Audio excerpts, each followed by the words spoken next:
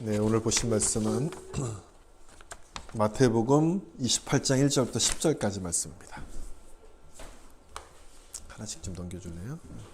네, 1절부터 10절입니다. 한 절씩 교독하겠습니다. 안식일이 다 지나고 안식 후 첫날이 되려는 새벽에 막달라 마리아와 다른 마리아가 무덤을 보려고 갔더니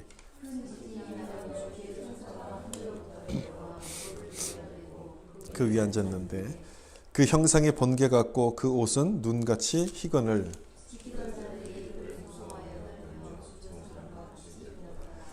천사가 여자들에게 말하여 이르되 너희는 무서워하지 말라 십자가에 못 박히신 예수를 너희가 찾는 줄을 내가 아노라.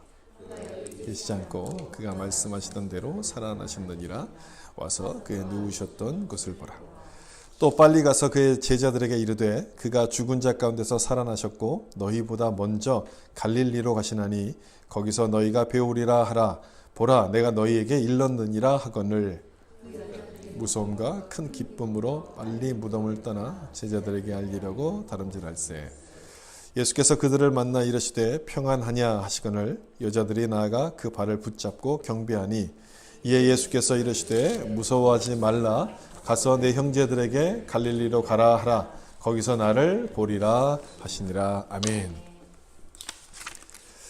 오늘은 부활주일입니다. 우리 부활절 예배를 다 같이 모여서 드렸으면 참 좋았을 텐데 또 피치 못할 사정으로 또 온라인으로 또 예배하게 됐는데 온라인으로 예배드리는 여러분 가정에도 또 이곳에 예배하는 여러분 모두에게도 부활의 기쁨이 충만하시길 예수님의 이름으로 축복합니다. 아멘. 성경을 읽을 때마다 참 감사한 것은 그 예수님의 삶이 십자가에서 끝나지 않았다는 거죠. 만약 거기서 끝났더라면 우리에게 무슨 소망이 있었겠습니까? 그런데 예수님의 삶은 거기서 끝나지 않고요. 십자가에서 죽으신 예수님은 사흘 만에 부활하심으로써 죽음의 권세를 이겨내셨습니다. 우리가 걸어가야 될 길, 예수 믿는 우리가 가야 될 길을 그것을 통해서 우리에게 이렇게 보여주신 것이죠. 그래서 우리가 예수님을 믿지 않는 사람들과 근본적으로 다른 삶을 살게 하셨기 때문에 참 감사합니다. 어떤 사람이 무신론 친구의 장례식을 다녀온 다음에 소감을 이렇게 기록했습니다. 이 내용을 읽어보면 우리가 정말 저 사람들과 다르구나 하는 것들을 여러분 아마 느끼실 거예요. 무덤 앞에서 한마디의 기도도 없었습니다. 사람들은 관에 시신을 넣은 시신을 아무런 예식도 없이 가져다가 구덩이 속에 집어넣었습니다. 마치 귀찮은 물건을 서둘러서 치워버리는 것처럼 보였습니다. 그 모습을 보면서 가슴이 얼어붙은 심정으로 그곳을 나왔습니다. 친구의 죽음은 슬픈 일이지만 하나님을 믿지 않는다면 무엇으로 그들을 위해서 기도할 수 있겠습니까? 부활을 믿지 않는데 무슨 말로 그들을 위로할 수 있겠습니까? 이들은 사람이 죽으면 그 영혼이 그냥 어딘가로 이렇게 떠돌아다닌다 이렇게 생각하는 사람들입니다. 그냥 떠돌아다니다가 사라진다고 생각을 합니다. 그러니 무슨 소망이 있겠습니까? 아무 소망이 없는 거죠. 하나님을 믿지 않는 사람들은 이처럼 소망 없는 삶을 살지만 우린 다르죠. 우린 다릅니다. 하나님을 믿기 때문에 우리는 부활에 대한 소망을 갖고 삽니다. 우리를 위해 죽으신 그 예수님을 하나님이 다시 살려내신 것처럼 그 예수를 믿는 우리도 그렇게 하실 것을 믿기 때문에 우린 절망하지 않는 거죠. 어려움에도 낙심하지 않고 감사합니다. 여러분 다르지 않습니까? 이것이 바로 부활을 믿는 신앙이고 부활절 예배를 드리면서 우리가 다시 한번 확인해야 될 우리의 믿음이기도 하는 것이죠. 오늘 본문 말씀은 오늘 본문은 이렇게 시작합니다. 28장 1절에 안식일이 다 지나고 안식 후 첫날이 되려는 새벽에 막달라 마리아와 다른 마리아가 무덤을 보려고 갔더니 두 명의 여인들이 예수님의 무덤을 찾아갔습니다. 근데 그때가 언제였느냐? 안식 후 첫날입니다. 요일로 따져보면 무슨 요일입니까? 안식 후 첫날이니까 예수님께서 금요일에 십자가에서 돌아가셨으니까 사흘이 지났습니다. 그럼 요일로 따져보면 주일날이 되는 것이죠. 주일. 구약에서 안식일을 지키던 전통이 신약에 오면서 이제 주일 예배로 바뀌게 된 것은 바로 이것 때문입니다. 예수님께서 부활하셨던 날이 바로 주일 새벽이었기 때문에 주일 예배 드리는 모습으로 우리 바뀌게 됐어요. 두 명의 여인이 예수님의 무덤을 찾아갔는데 그때 땅이 흔들리기 시작합니다. 그러면서 2절에 보면 큰 지진이 나며 주의 천사가 하늘로부터 내려와 돌을 굴려내고 그 위에 앉았다라고 되어 있어요. 유대인들의 그 장례 관습이 이렇죠. 시체를 땅에 묻지 않고 이제 굴을 파서 굴 속에다 집어넣고 돌로 막습니다. 근데 그 돌을 지금 치웠다는 거예요. 예수님께서 부활하셨다는 것을 암시해주는 그런 대목인 거죠. 그리고 이어지는 4절을 보면 그 모습을 본 군인들이 떨었다라고 되어 있습니다. 지키던 자들이 그를 무서워하며 떨며 죽은 사람같이 되었더라.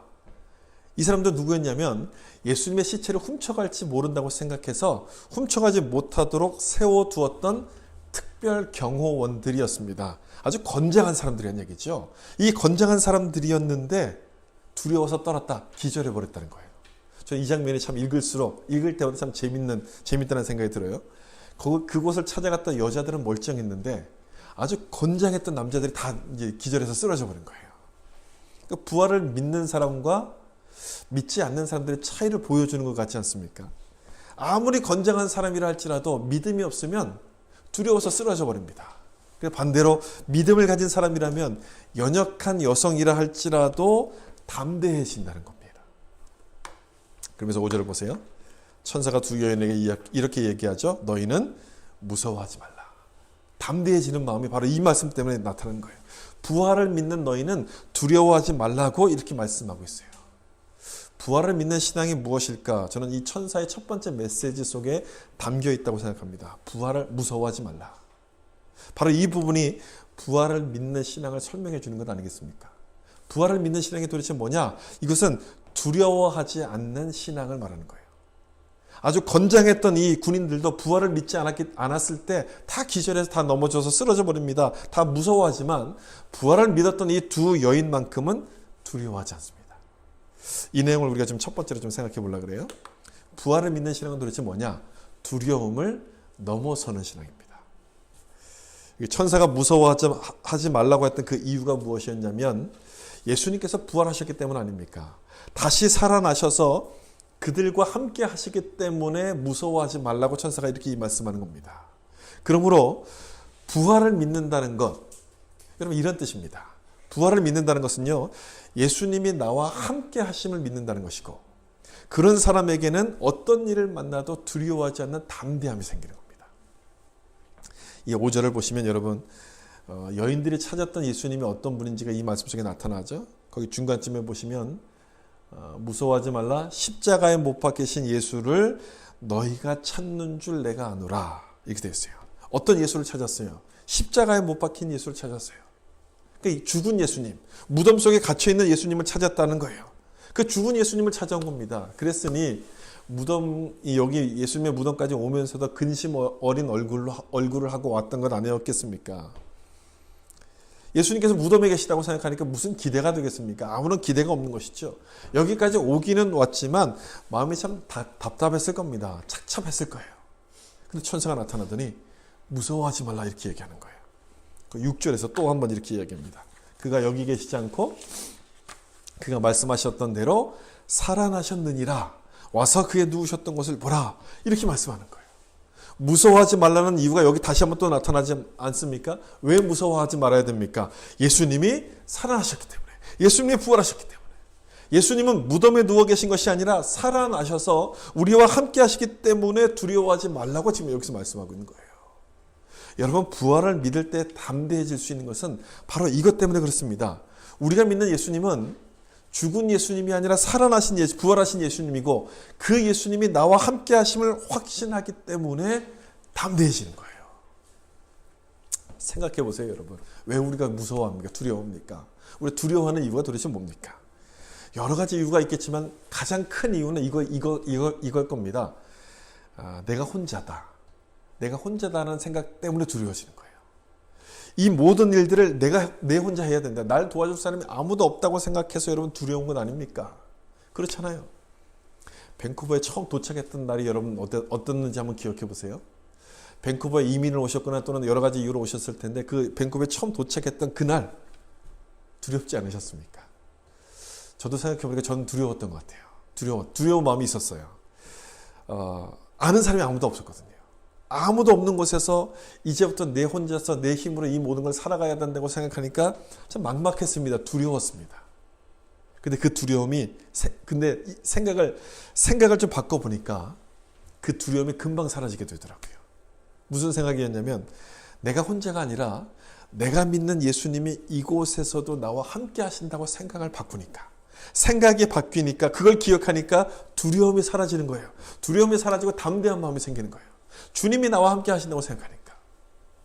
여러분, 지금 이 말씀, 천사가 하고 있는 이 말씀이 바로 지금 그걸 말씀하고 있는 것 아닙니까? 예수님이 살아나셨다는 그 말씀은 내가 혼자가 아니라, 나 혼자 살아가는 것이 아니라 그 예수님이 나와 함께 하신다는 것을 말씀하고 있는 거예요. 그걸 기억하게 되면 불안한 마음이 사라지는 거예요. 내가 혼자가 아니라 예수님이 나와 함께 하신다고 믿으면 그 두려움이 사라지게 되는 거예요. 그게 여러분 부활의 신앙 아니겠습니까? 우리를 혼자 두지 않으시려고 예수님께서 부활하신 거예요. 그래서 이 부활을 믿게 되면 두려움을 넘어서는 힘이, 담대함이 우리 마음속에서 생기기 시작하는 겁니다. 여러분, 어떤 일 때문에 두려워하시는지 잘 모르겠어요. 두려운 마음이 혹시라도 있다면, 내가 예수를 믿는데도 불구하고 계속해서 두려운 마음이 생긴다면 이거를 좀 확인하셔야 돼요. 나는 진정 부활을 믿는가? 나는 진정 부활을 믿는가? 예수님께서 부활하셨다는 사실, 그걸 정말 믿는가?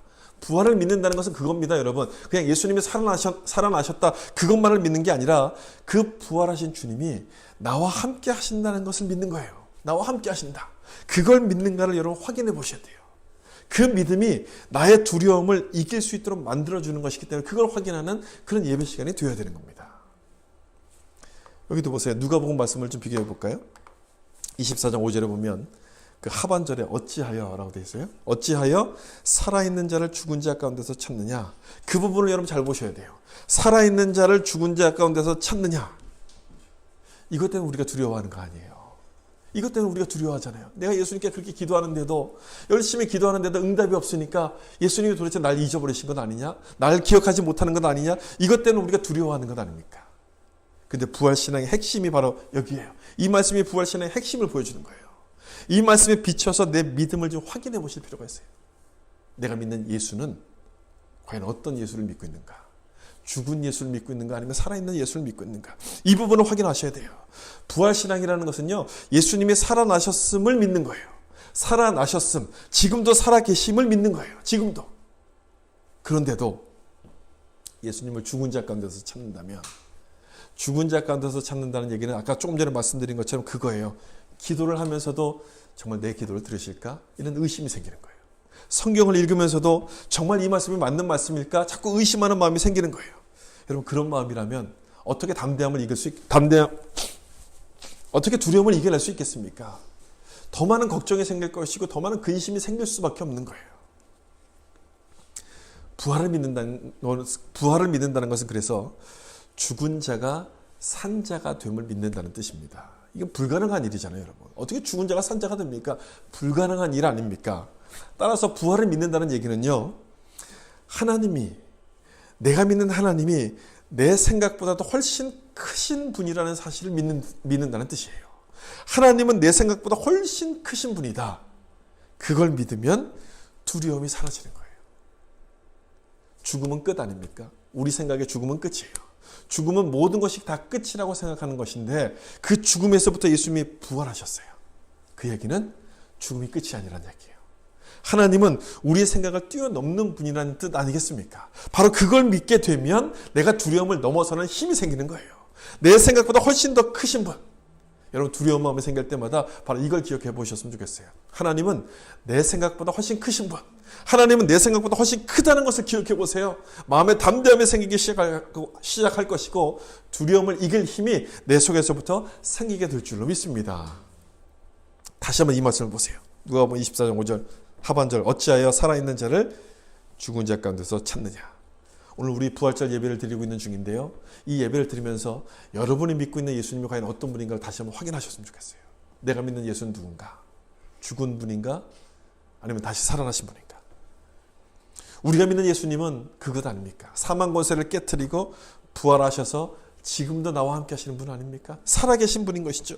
이걸 믿으면 두려움을 넘어서는 담대함이 생기기 시작하는 겁니다. 여러분, 그런 은혜가 있었으면 좋겠습니다. 오늘 예배드린 여러분 모두에게 이런 은혜, 마음이 흔들릴 때마다 무덤이 아니라 무덤에서 부활하신 주님을 바라보시고 죽은 예수가 아니라 살아나신 그 예수님을 바라보심으로써 그 부활의 영광과 기쁨이, 또 부활의 담대함이 여러분 모두에게 함께 하시기를 예수님의 이름으로 축복합니다. 두 번째 우리가 생각할 것은, 부활을 믿는 신앙은요, 이 체험적인 신앙입니다. 여기 있는 28장 6절 말씀처럼 그가 여기 계시지 않고 그가 말씀하신 대로 살아나셨느니라, 와서 그가 누우셨던 것을 보라. 이 말씀대로 천사가 그 안을 들어가서 봤더니 정말 예수님이 없었습니다. 그리고 아무도 다 비어 있었고 예수님의 몸을 감쌌던 세마포만 거기에 남아 있었습니다. 예수님이 부활하셨다는 거죠. 그 모습을 본 여인들이 너무너무 기뻐가지고 이 소식을 제자들에게 알리고 싶어서 무덤 밖으로 나왔습니다. 그리고 막 뛰어갑니다. 이때 부활하신 예수님과 이 여인들이 딱 만남이 이루어져요. 9절 말씀에 보시면 예수께서 그들을 만나 이르시되 평안하냐 하시거라. 예수님께서 이 여인들을 만납니다. 그래서 이 여인들이 예수님의 발을 붙잡고 예수님을 경배하는 장면이 여기 기록이 되어 있어요. 부활하신 예수님을 만나는 장면이에요. 귀로만 들은 게 아니었어요. 아, 예수님이 부활하셨다. 귀로만 그 소식을 들은 것이 아니라 직접 주님을 만나는 그 체험을 하게 되는 거예요. 체험. 주님을 만나는 체험. 저는 이 장면이 부활신앙이 무엇인지를 우리한테 잘 보여준다고 생각해요. 부활을 믿는다는 것은 그냥 어렸을 때부터 들어왔던 얘기니까, 아, 부활하셔서 믿어. 그렇게 그냥 막연하게 믿는다는 뜻이 아니라 예수님을 만나는 체험을 통해서 믿는 것을 말합니다. 체험적인 신앙이라는 것이 바로 그 뜻이에요. 주님을 만나는 체험적인 신앙이 바로 부활을 믿는 신앙이라는 거예요. 주님을 만나는 체험적인 신앙. 여러분, 이 체험이라는 것은 우리 믿음을 견고하게 해주는 것 아닙니까? 내 믿음이 연약해질 때, 약할 때 그 믿음을 견고하게 붙잡아주는 것은 내가 경험했던 그런 체험들인 거잖아요. 그래서 이 체험적인 신앙이 부활을 믿는 신앙이라는 뜻이에요. 근데 이 체험을 여러분 잘 이해하시면 좋겠는데요. 우린 체험이라고 하면 자꾸만 신비한 걸 자꾸 생각하게 되는데, 그런 신비한 방법으로 믿으라는 그런 뜻이 아니고요. 지금 말씀드리는 체험은 하나님의 말씀이 내 안에 믿어지는 체험을 말합니다. 뭐가 믿어진다고요? 하나님의 말씀이 믿어지는 거예요. 하나님의 말씀이 내 안에 믿어지는 거예요. 오늘 본문의 여인들이 예수님을 직접 만났다고 해서, 아, 우리도 그럼 직접 만나는 그런 체험을 해야만 되는 것이냐? 지금 그걸 말씀드리는 게 아니에요. 그런 뜻이 아니에요. 예수님께서 도마에게 뭐라고 말씀하셨습니까? 보지 않고 믿는 사람이 더 복되도다. 이렇게 말씀하셨어요. 그런 체험을 주님께서 원하신다는 것이 아니란 얘기예요. 우리가 생각하는 그런 체험이 아니란 거지요. 오늘 본문이 기록하고 있는 이 여인들의 체험은 예수님을 직접 보았다는 것에 있지 않습니다. 조금 더 성경을 좀 자세히 보면 이 내용을 누가복음과 좀 비교해서 보면 누가복음 24장 8절을 보면 이렇게 되어 있어요. 그들이 예수의 말씀을 기억하고 이렇게 되어 있습니다. 뭘 기억했다고요? 예수님의 말씀.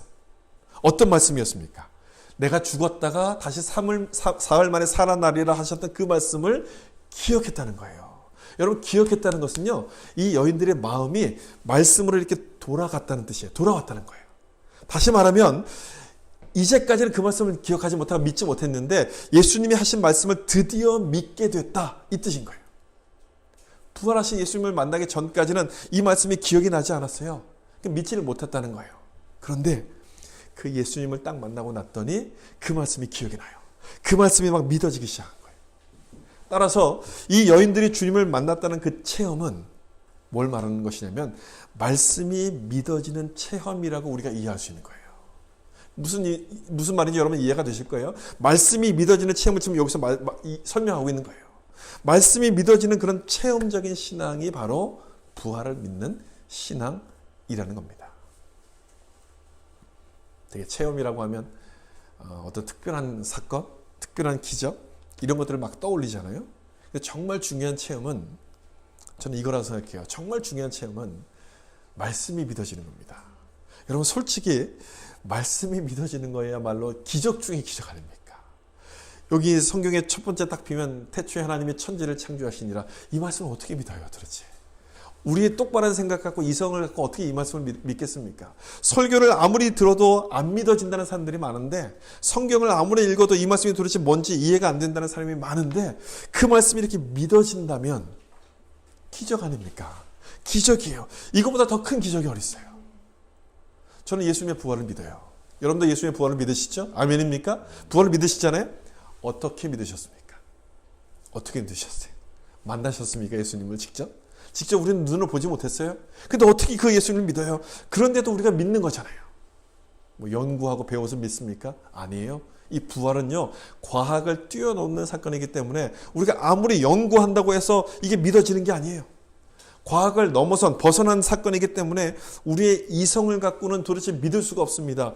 그런데도 불구하고 이 사건이 믿어진다면 그거야말로 기적 아니에요. 그거야말로 기적인 거예요. 부활신앙은 바로 그걸 설명해 주는 거예요. 말씀이 믿어지고 그 말씀을 통해서 주님을 만나는 체험적인 신앙, 그런 체험이 있을 때 이 부활 사건을 믿게 되는 것이고 우리 믿음이 견고해지게 되는 거예요. 여러분 그런 체험 하셨습니까? 오늘 부활절 예배를 드리면서 그것을 다시 한번 확인하는 그런 시간이 되셔야 돼요. 내가 과연 그런 체험을 했는가? 말씀을 통해서 주님을 만나는 그런 체험을 했는가? 부활절 예배를 드린 것만으로 그냥 만족하지 마시고요. 아, 나 오늘 예배 드렸다. 그렇게 끝날 것이 아니라 나에게 그런 체험이 있는가를 확인해 보시고 내 신앙이 말씀을 통해서 확실히 세워진 주님을 만나는 그런 체험적인 신앙인가를 확인하셔야 됩니다. 그러면 누가 이런 신앙적인 체험을 하는가? 이 생각을 좀 해야 될 필요가 있겠죠. 이게 좀 실제적인 문제 아닙니까? 누가 이런 신앙적인 체험을 하게 되는가? 다시 한번 이 말씀 보세요. 누가복음 24장 8절. 그들이 예수의 말씀을 기억하고, 그들이 누굽니까? 여기서 말하는 그들. 지금 여인들 아닙니까? 여인들이에요. 그 새벽 일찍 예수님을 찾아갔던 그 여인들을 지금 말하는 거예요. 새벽 일찍 예수님의 무덤을 찾아갔다는 것은 아무도 없을 때 그만큼 예수님을 사랑했다는 그런 뜻 아니겠습니까? 또한 이 여인들은 예수님 말씀을 기억했던 사람들입니다. 물론 그 순간까지는 잊어버리고 있었을지 모르지만 하여튼 그 말씀을 들었던 사람이에요. 사흘 만에 예수님이 부활하신다고 말씀하셨는데 아마 오늘이 그날일 거야. 예수님의 말씀대로라면 틀림없이 뭔가 일어났을 거야. 아마 그런 마음을 가지고 만사를 제껴놓고서 막 달려왔던 사람들이에요. 그리고 어떻게 됩니까? 그 부활하신 예수님을 만나게 돼요.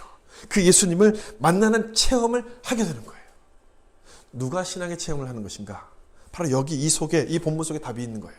이 여인들처럼 사모하는 마음을 가진 사람이에요. 사모하는 마음을 가진 사람.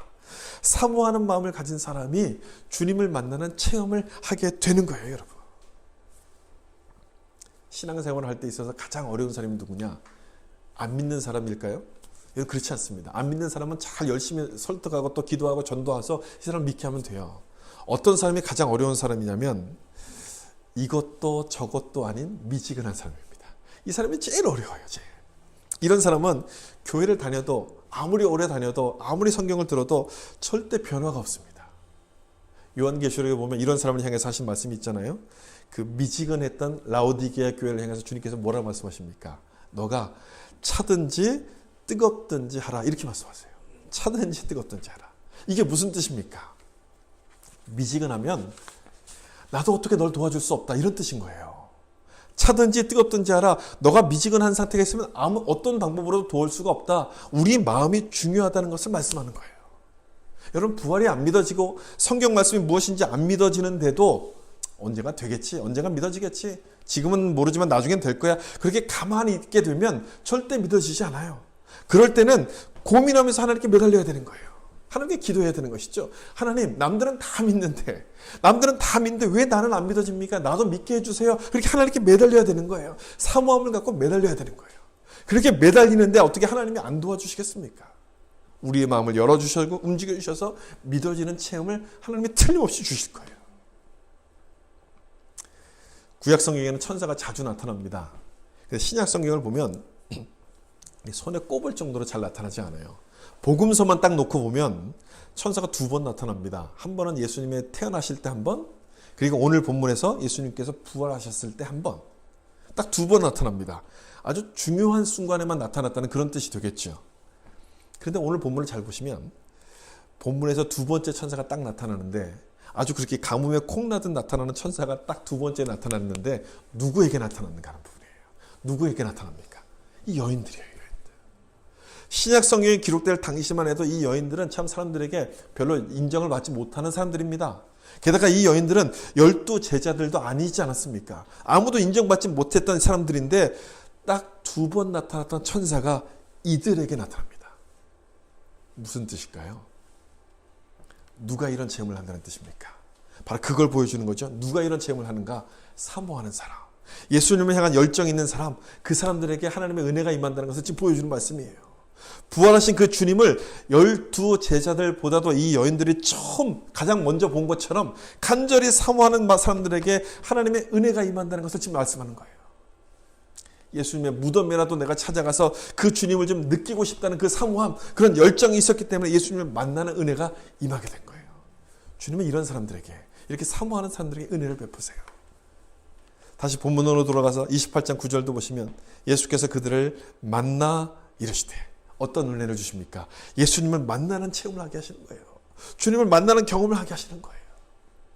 여러분도 예수님을 만나기를 원하십니까? 예수님 만나기를 원하는 체험을 하기를 원하세요? 그렇다면 가장 먼저 내 안에 사모하는 마음이 있어야 돼요.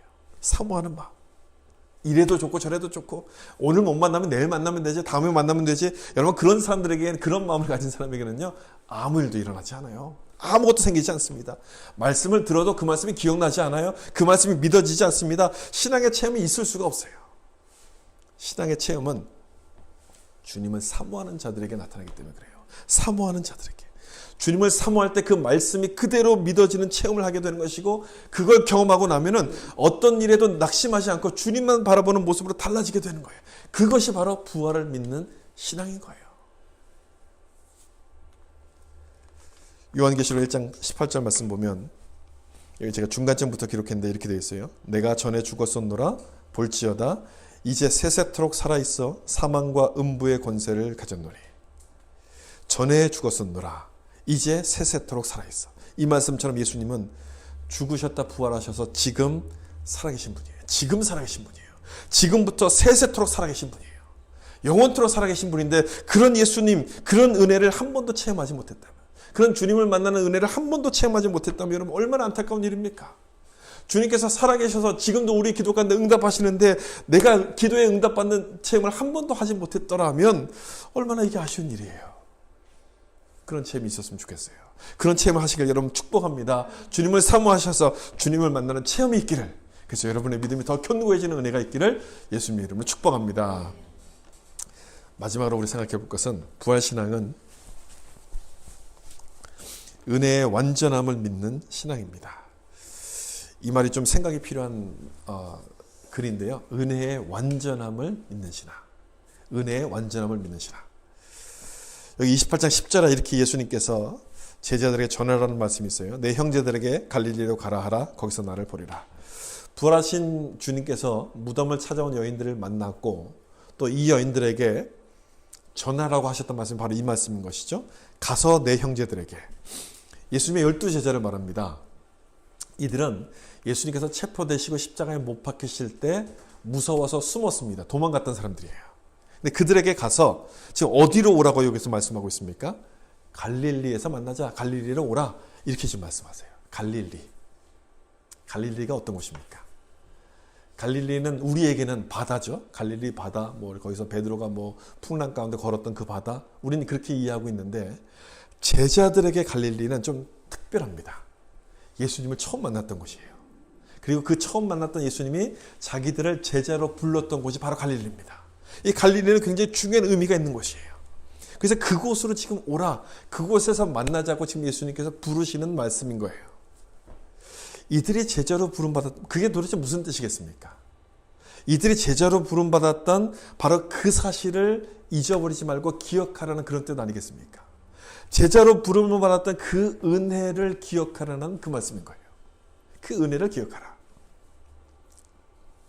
왜 숨었습니까? 제자들이요. 왜 도망가 버렸습니까? 예수님이 죽으셨기 때문에 도망간 건 아닙니까? 예수님이 죽으셨다고 생각하니까 두려운 마음이 생겼어요. 예수님이 이제 죽었으니까 제자로 부름받는 게 무슨 소용이 있는가? 아무 소용이 없는 거예요. 그래서 도망가서 숨은 겁니다. 내가 그동안 많은 은혜를 받았지만 이제 예수님이 죽었는데 그 받은 은혜들이 다 무슨 소용이 있습니까? 아무 소용이 없는 것이죠. 그래서 이 사람들이 낙심하고 숨었던 것인데, 갈릴리에서 만나자 이렇게 말씀하시는 거예요. 갈릴리에서 만나자. 그 말은 죽으셨던 예수님이 다시 살아나셨다는 뜻이에요. 예수님이 죽은 예수님이 아니라 다시 살아나셨다는 뜻이에요.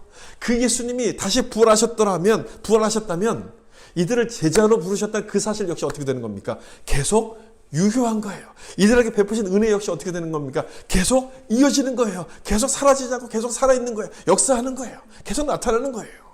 그걸 지금 여기서 말씀하는 거예요. 이들에게 주신 은혜가 사라지지 않고 계속해서 이어진다는 것을 갈릴리로 오라는 그 말씀을 통해, 처음 만났던 그 장소로 오라는 말씀을 통해서 지금 설명해 주시는 거예요. 다시 말하면 하나님의 은혜는 없어지거나 사라지는 것이 아니라는 말씀이에요. 하나님의 은혜는 없어지지 않는다는 거예요. 갈릴리로 갔어요. 그래서 부활하신 예수님을 만나게 되죠. 그래서 부활하신 예수님이 만들어주셨던 그 조반 그 생선을 먹고 마시면서 예수님과 대화를 나눕니다. 그러면서 제자들이 뭘 생각했을까요? 이 제자들이 무슨 생각했을까요? 아, 우리를 부르셨던 그 예수님이 죽은 것이 아니라, 죽었지만 다시 그 죽음에서 이기고, 죽음을 이기고 부활하신 예수님이구나, 이걸 깨달았을 거예요. 아, 이 예수님은 죽은 예수가 아니라 부활하신 예수님이구나. 그런 예수님이 주신 은혜라면, 그런 예수님이 나를 부르셨던 것이라면 그 모든 부름과 은혜는 절대로 사라지지 않고 영원토록 나와 함께 하시는구나. 그걸 깨달았을 거예요. 그걸 깨달았을 거예요. 따라서 갈릴리로 오라는 그 말씀은 무슨 뜻인가? 이런 뜻인 거죠. 하나님의 은혜는 사라지지 않는다. 하나님의 은혜는 사라지지 않는다. 그 뜻인 거예요. 한번 따라해 보실까요? 하나님의 은혜는 사라지지 않는다. 그걸 지금 말씀하는 거예요. 하나님의 은혜는 절대 사라지지 않는다. 여러분에게 주신 은혜는 뭡니까? 우리 온라인으로 방송을 신청하고 계신 분도 계실 텐데, 여러분에게 주신 은혜가 뭔가 좀 생각해 보시면 좋겠어요. 많은 은혜를 주셨을 거예요. 많은 은혜를 주셨을 텐데, 그 중에서 가장 큰 은혜는 이건 아닙니까? 날 구원하신 거. 날 구원해 주신 거. 베드로를 불러서 예수님의 제자로 삼아 주신 것처럼 나를 하나님의 자녀로 불러주신 것이야말로 가장 큰 은혜 아니겠습니까? 근데 이 큰 은혜가 사라지지 않는다는 거예요. 영원하다는 거예요. 왜요? 무엇 때문에 그러냐? 그 은혜를 주신 예수님께서, 그 은혜를 완성하신 예수님께서 죽으셨다가 부활하셔서 영원한 생명의 주가 되셨기 때문에 이 은혜는 사라지지 않는다는 거예요. 여러분 생각해 보세요. 엄청난 사건 아닙니까? 엄청난 은혜 아닙니까? 예수님께서 영원히 계신 이상 우리에게 주신 그 은혜는 없어지는 게 아니에요. 영원히 없어지는 게 아니에요. 영원히 변치 않는 은혜가 되는 거예요. 이걸 믿는 게 부활을 믿는 신앙인 거예요. 이걸 다시 한번 확인하는 것이 우리 부활절 예배 시간에 이걸 다시 한번 확인해야 되는 거예요. 이 내용을 로마서에서는 이렇게 표현합니다. 로마서 8장에 가면 이렇게 되어 있어요. 같이 한번 읽어볼까요? 누가 정죄하리요? 죽으실 뿐 아니라 다시 살아나신 이는 그리스도 예수시니 그는 하나님 우편에 계신 자요 간구하시는 자신이라. 아멘. 누가 정죄하리요? 예수님께서, 부활하신 예수님께서 우리를 위해서 기도하시는데 누가 우리를 넘어뜨릴 수 있겠느냐? 그 말이에요. 아무도 넘어뜨릴 수 없다는 것이죠. 그래서 이 말씀 그 뒤에 이어지는 말씀이 뭐냐면, 그 어떤 것도, 환난이나 핍박이나 공고나 어떤 것도 우리를 그리스도의 사랑에서 끊을 수 없다. 이렇게 말씀하고 있어요. 여러분, 이게 부활을 믿는 신앙인 거예요. 이게 부활을 믿는 신앙인 거예요. 하나님의 은혜가 내 것이 되도록, 우리 것이 되도록 예수님께서 죽으셨다 그 죽음에서부터 부활하셨기 때문에, 그 부활하심으로써 우리 하나님의 은혜가 내 것이 되도록 만드셨기 때문에 그 은혜는 영원한 것이고 우린 어떤 일에도 넘어질 수가 없는 거예요. 아니, 넘어지면 안 되는 거죠. 이 말씀처럼 누가 정죄하리요? 주님께서 우리를 붙잡아 주시기 때문에 우리는 넘어질 수가 없는 거예요. 그러므로 낙심이 되고 흔들릴 때, 믿음이 흔들릴 때마다 어디로 가야 됩니까? 갈릴리로 가셔야 돼요. 갈릴리. 내가 은혜를 받았던 그곳으로 가셔야 돼요. 나를 부르시고 구원의 감격을 느끼게 하셨던 그곳으로 가셔야 되는 거예요. 저에겐 그곳이 하나님의 말씀이에요. 아마 여러분들도 마찬가지일 거예요. 여러분들에게도 하나님의 말씀일 거예요. 내가 하나님의 은혜 받았다는 사실을 여러분 무엇으로 알았습니까? 어떤 신비한 경험을 통해서 알았습니까? 그게 아니고 하나님의 말씀을 믿는 그 믿음을 통해서 아는 것 아닙니까? 하나님의 말씀을 통해서 우리가 알았죠. 따라서 갈릴리로 돌아가라는 그 말씀은 말씀으로 돌아가는 뜻인 거예요. 말씀으로 돌아가라. 현실을 보면 예수님이 안 계신 것처럼 보여요. 예수님께서 죽으시고 십자가에서 죽으셔서 무덤에 갇혀 계시고 모든 게 끝난 것처럼 보입니다. 지금 현실이 딱 맞지 않습니까? 코로나 바이러스 때문에 모든 것이 멈춰버리고 일상이 무너져 버려서 정말 하나님이 안 계신 것 같고 하나님의 손길이 안 보이는 것처럼 보여요. 예수님이 안 계시니까 내가 받았다고 생각했던, 내가 누렸다고 생각했던 그 모든 은혜의 축복들이 다 소용없는 것처럼 보입니다. 내가 하나님의 자녀라는 것이 아무런 의미가 없는 것처럼 보여요. 그래서 낙심이 되는데 그때는 갈릴리로 가셔야 되는 거예요. 갈릴리. 말씀으로 다시 한번 돌아가 보셔야 되는 거예요. 나에게 은혜를 주셨던 그 말씀으로 돌아가 보셔야 되는 거예요. 여기 있는 말씀처럼 로마서 8장에 있는 말씀으로 우리가 돌아가 보면 뭐라고 말씀하십니까? 죽으실 뿐 아니라 다시 살아나신 이는 그리스도 예수시니, 예수님은 죽으셨지만 다시 살아나셔서 우리를 위해서 간구하신다고 말씀하고 있어요. 그러니 누가 우리를 넘어뜨릴 수가 있겠어요? 우리를 넘어뜨릴 수 있는 것은 아무것도 없는 거예요. 말씀으로 돌아가면 이처럼 부활하신 주님을 만나게 되는 거예요. 주님이 부활하셨다는 사실을 다시 한번 기억하게 되는 거예요. 그렇게 예수님께서 부활하셔서 살아계신다면, 지금도 살아계신다면 그분이 하셨던 말씀, 그분이 나에게 주셨던 은혜, 그분이 나에게 주셨던 모든 약속들이 지금도 역시 유효한 것 아닙니까? 지금도 살아서 역사하는 것 아니겠습니까? 그걸 기억하시면 흔들리던 믿음이 견고해지는 거예요. 부활신앙은 바로 그걸 믿는 신앙을 말하는 것이죠. 내게 주신 은혜와 말씀은 영원한 것이고 절대로 변치 않음을 믿는 것이 바로 부활을 믿는 신앙인 겁니다. 여러분을 주님께로 인도했던 그 말씀이 뭔지를 좀 기억해 보셨으면 좋겠어요. 갈릴리로 가라고 말씀하신 것처럼 우리도 바로 그 말씀 앞으로 돌아가야 돼요. 그 말씀으로 나를 사랑하신다는 것을 깨닫게 하셨던 그 말씀 앞으로 돌아가셔야 돼요. 부활절은 그걸 확인하는 시간이에요. 나에게 주신 하나님의 은혜를 확인하고, 나에게 주신 그 하나님의 은혜는 예수님을 죽게 하셨다가 다시 부활케 하심으로써 나에게 주신 것이기 때문에 영원히 변치 않는다는 것을 확인하는 날이 부활절인 겁니다. 그리고 그걸 믿기 때문에 어떤 상황에서도 두려움을 넘어서 부활의 소망으로 살겠다고 고백하는 날이 바로 부활절인 거예요. 사랑하는 성도 여러분, 오늘이 그런 날이 되셨으면 좋겠습니다. 오늘이 그런 날이 되길 축복합니다. 그러므로 부활을 믿는 신앙을 가지고 하나님 앞에 믿음으로 담대하게 살아갈 수 있기를 예수님의 이름으로 축원합니다. 기도하겠습니다.